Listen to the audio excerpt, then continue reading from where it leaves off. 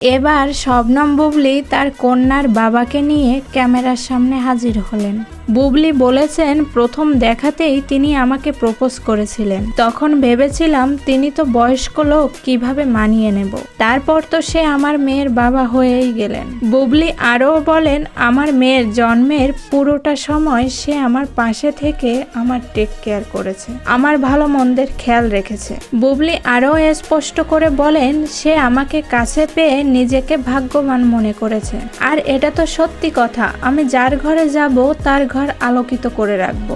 এসব ঘটনার পর অবশেষে মুখ খুললেন মাহফুজ নিজেও। তিনি বলেছেন, আমি যে তোমার সন্তানের বাবা সেটা মানুষকে বলতে সমস্যা কোথায়? সন্তান তার বাবার পরিচয়ে পরিচিত হবে, এটাই তো স্বাভাবিক। জানি না এই বিষয়ের সত্যতা কতটুকু, তবে এটা যদি সত্য ঘটনা হয়ে থাকে তবে শবনম বুবলি শাকিব খানের সাথে ঠিক কাজ করেননি, তিনি শাকিব খানকে ঠকিয়েছেন। তো প্রিয় দর্শক, যদি সত্য ঘটনা জেনে থাকেন তবে আমাকে কমেন্টে অবশ্যই জানাবেন।